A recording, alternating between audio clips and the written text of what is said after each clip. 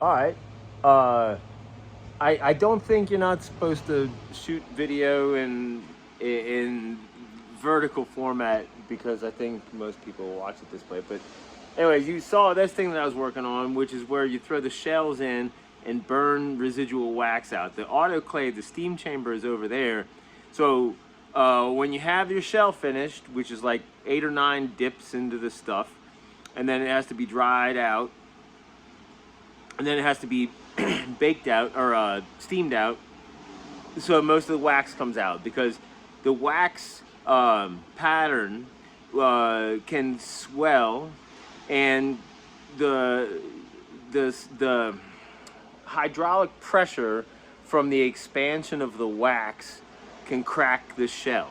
So once you de-wax it in the autoclave, sometimes cracks develop. You throw it in, it has to then be thrown into this thing for an hour to sinter the ceramic to make it a hard shell so that you can pour the metal into.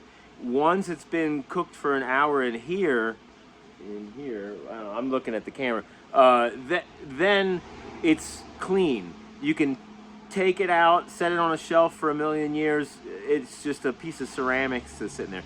What I like to do is flush them out with water. If there's any residual, anything in there, you want to get it out with water because the metal will just trap it in there. But you can flush these things out, and if anything breaks off on the inside with water, well, it was definitely going to happen in the metal. So you'd rather it happen in the water. You can drain them, let them dry, and then right before you pour them, you got to bring them up to 1400 degrees, 1600 degrees, somewhere in that temperature range. And you want to pour them as hot as you can. So time is of the essence. Once you pull something out of the chamber, you got to pour the metal into it as quick as you can. And being one person, that can be a challenge because the metal itself has to be prepared. The top has to be scooped off, and well, I guess I should be doing it this way. The top has to be skimmed of dross, which is the bad stuff floats to the top, and bad stuff floats to the bottom too. You got to think about it in terms of a bucket of water or whatever. Like if you pour a beer, the foam goes to the head because that's where the water, or the air bubbles rather, come out of the water, and they're lighter than the water is, but they make the bubbles. You can see them, but they float on the top. Same thing happens in the liquid metal, is that it separates out, and the part that you don't want is on the top. So you skim that off, but there's no way to keep it from. Your air bubbles tend to form at the top of things, and most of the time you're pouring off the top. So you're picking that thing up, and then you're pouring the metal off, and that's the metal you didn't want, but that's just the way you do it. So the way you do it is in the video. I hope you like that 90s vibe. But in the way you want to do it, you want to stick a soda straw down into the metal, and suck up the tube, because that makes, you can put the tube down into the metal right below the bottom. The part that might be something bad might have floated to the bottom. If you use pure metal in the first place, you don't have to worry about that. But you don't want to be trying to suck right off the very bottom. So you want to insert the tube into the metal, and then be able to draw the metal up into the chamber that's above you, which is your shell. So the shell part itself is porous, and that's the magic of the shell, is that you don't have to vent it. You don't have to put vents on it to allow the air to escape, which you do in lots of other kinds of castings. That's very important. But in this kind of casting, it's unimportant, and that's what makes it so good. But you can use that too to pull the metal into the chamber through the shell, because the shell itself is permeable. It's inside of a chamber. So you can't use these though, because that's just a 55-gallon drum. It won't hold pressure. So yeah, this is my foundry at the moment, and you can see I turned into a puddle. That looks way worse on camera than it actually is. It's only like 1/4 of an inch deep.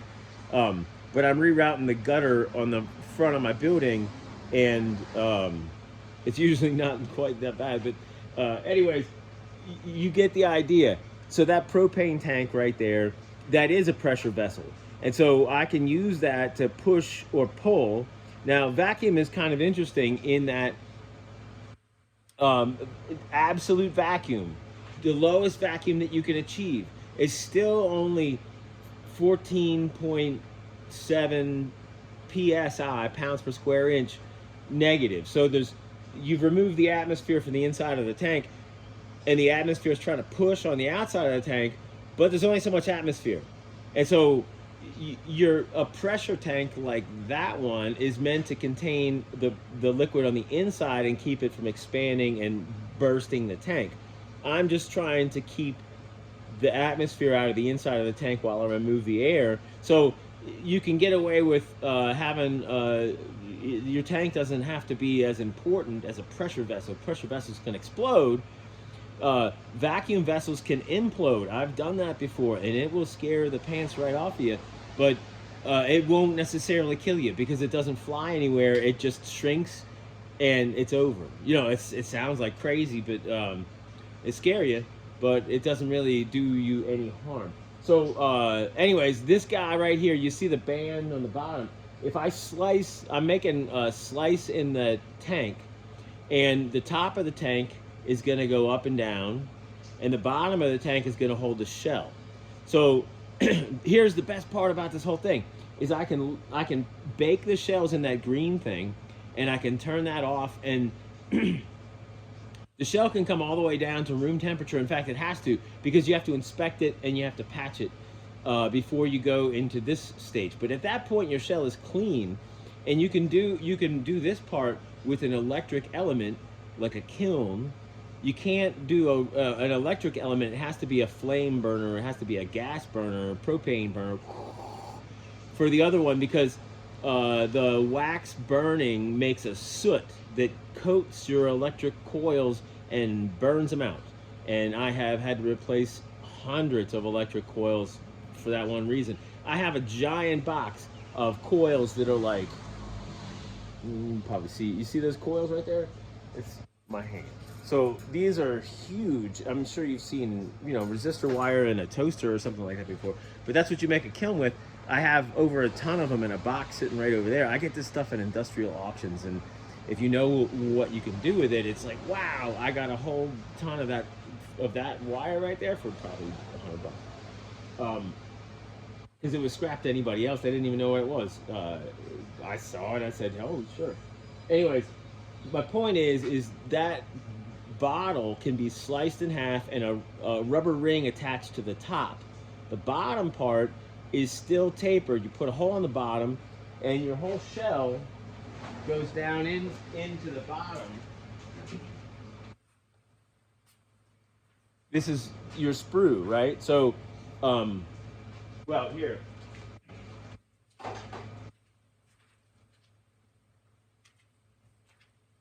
Here's your wax. Your parts will be attached to this. This is as big as I can make it, but it can be smaller than that too, and I can attach whatever I want to this. That's cool. When it's done the cookout, the handle has fallen out of it, and you're just left with the shell. That's cool, because the only thing that you know is the interior of this is exactly the same every time. So with that in mind, you make a ceramic part with the stuff that I use that fits up into that space, and I have high temperature adhesives where I can put these two things together and then dip this part down into the adhesive, which is called sodium silicate. I make it out of kitty litter, something called silica gel, kitty litter, and sodium hydroxide, which is what you make soap out of. Anyways, that's the chemistry part of the class, but I'll leave that for a different day. You dip this down into it, and that coats this so that you're not sucking air through the straw. And then, but this can be done at room temperature, so I don't have to be handling hot molds. I can then put this into the bottom of the bottle. The top of the bottle, you see I put a little clamp on the very tippy top. this goes up. You load this into the bottom, and then you put sand around it. The sand helps to reinforce it standing up, but it also is heat proof. And then from above, the top comes down over. Well, no, actually, before that, so like, sorry, it's so discombobulating in here. There's so many different things going on at the same time. You can see I'm making a burner right here. This is easy peasy part. I've been doing this for a long time. This is where you melt the metal in. That's just a galvanized bucket from the Tractor Supply down the street. And this is this special space age material. I need to coat this with a ceramic coating so that it stiffens and it strengthens it, just so that it lasts longer. But this stuff is super lightweight, which is cool, because with that in mind, I mean, like you can see, I'm making a burner with a leaf blower. I ran a commercial bronze foundry off a leaf blower for like 3 years one time, because they didn't want to pay for the motor to get rewound. Anyways, I can melt the metal anywhere and it can move around. At the end of use, you need to be able to empty that bucket. But traditionally, you pick that up out and you pour it off into the mold. But here's the trick. Instead of doing that, what you do is, well, here.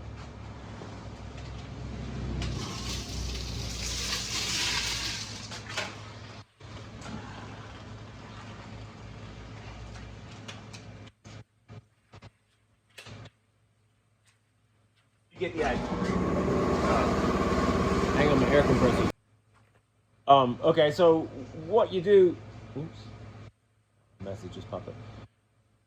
What you do is the metal can sit anywhere, and the shell is in the bottom of the bottle. The bottle is up above. And then you put that trash can over top of your shell, and that's got the burner in it. You get your shell up to temperature, and then you just grab that trash can and you throw it out of the way. And then you come back down over top of your shell with the rest of the bottle that has a rubber mold that's heat proof around the outside of it, goes down to the bottom of the bottle. What was the bottom of the bottle? And then you can apply your vacuum. Well, there's clamps that hold it together. So you flip the clamps real fast, and then the whole thing can raise up and then lower down into the metal, which is in this bucket right here, and then suck the metal up into itself. And here's the coolest part about it, is that what happens is, like, this is the shell, this is the metal, right? All these parts have been cut off, but you can imagine that the metal now is going to fill from this side and go up to the top of this thing, and the vacuum is going to just be able to be held. The vacuum pumps that I showed you, the first thing you do is the roughing vacuum, which is what draws the metal up into it, and then you flip over to the high vacuum system, which pulls all the air bubbles out of the metal. And then you can hold the vacuum for as long as it takes to solidify the parts. But you can imagine, and you can see, this is why this is designed this way. This central part is thicker than all the stuff that goes on the outside, all the parts that got stuck to it. And that's for a reason, is that the thicker the metal part is, the longer it stays liquid. So the middle part here is going to stay liquid far longer than the parts are. So by the time the parts solidify, this middle part is still liquid. So when you release the vacuum, all the liquid pours back down out the snout. I call this part the snout, and back into your liquid metal crucible.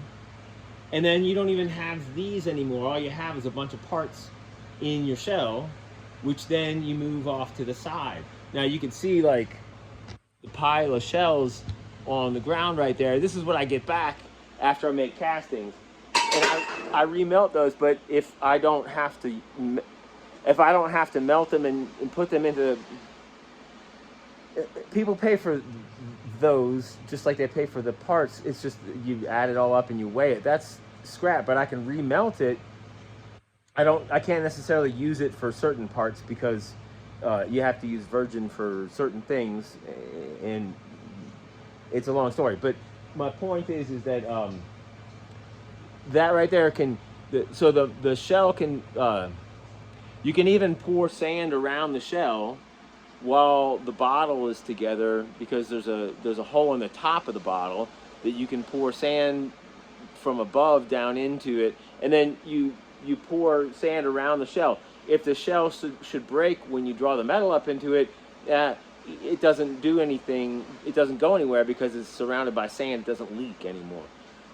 That's awesome, but it's also inside of a container, which is awesome too, because all I'll have to do is push the button on the thing. And here's the best part about it all together, is that if I put that on a carousel, you can imagine I can go up and down right now, and if you come out here, you can see what I'm doing right now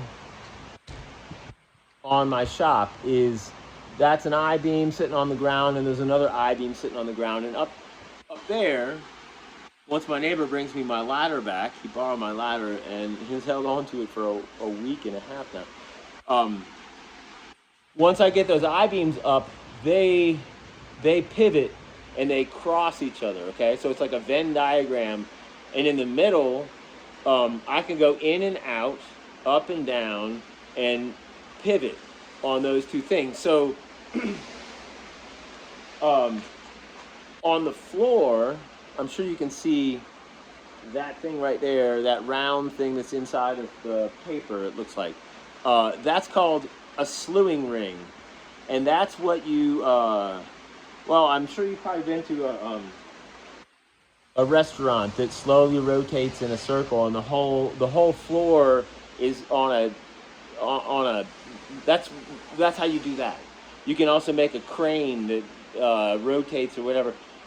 But in my case, I got that and all the stuff that goes with it. It's got a worm drive and such at auction for like 150 bucks. But I'm making that into a floor right here, so that these tanks, I can make multiple ones of these tanks, and then they can rotate. I can go up and down with two different things. They can get moved to the side, and then the whole thing can rotate in a circle. So what I'm getting at is, this is why it's exciting to me, because I nerd out over this stuff a lot, if you can't tell.